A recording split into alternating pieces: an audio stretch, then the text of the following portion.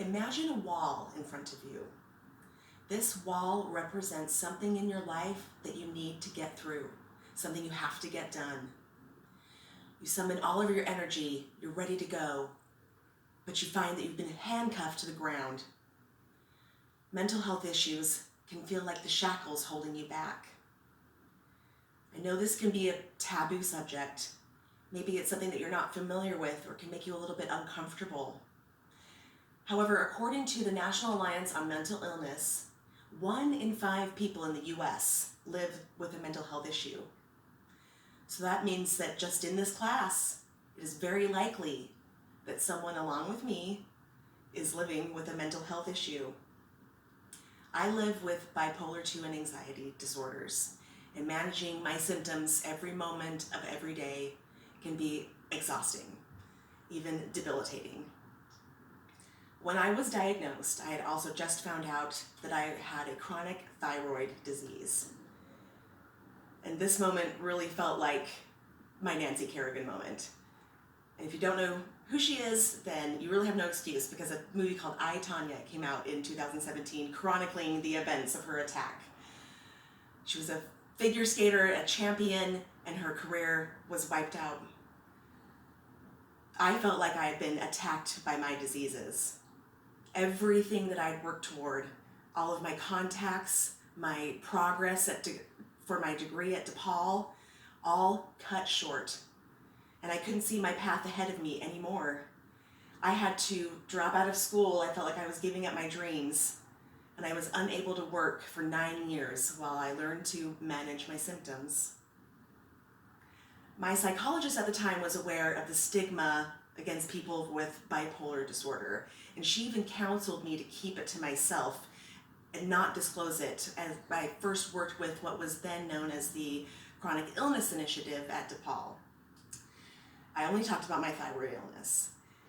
And when I reflect on this experience, it greatly deepened my sense of shame and insecurity. It even took me over 2 years to tell my family that I had bipolar disorder.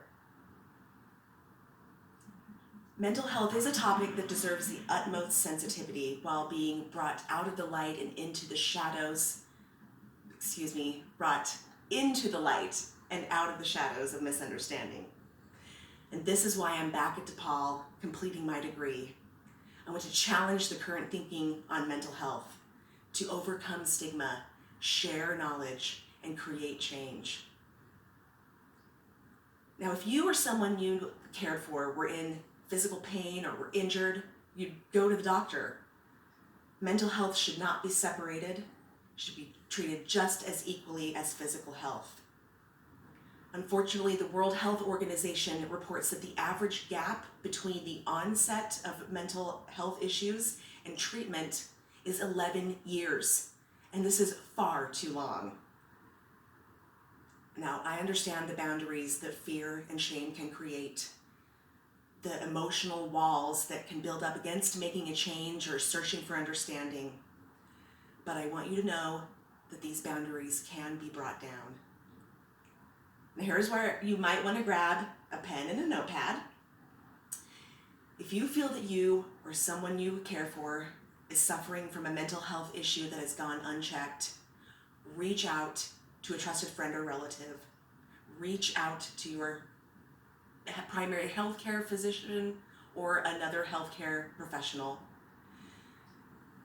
You can reach out to the DePaul Center for Students with Disabilities. They are great.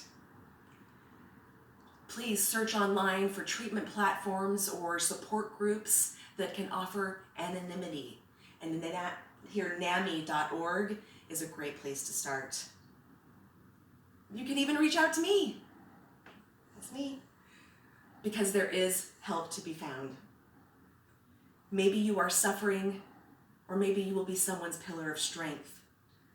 By allowing yourself and others to be open and honest about mental health, asking for help and allowing people to help, the shackles of fear and shame can loosen. You will break through the walls, I promise you this, and then anything is possible. Thank you.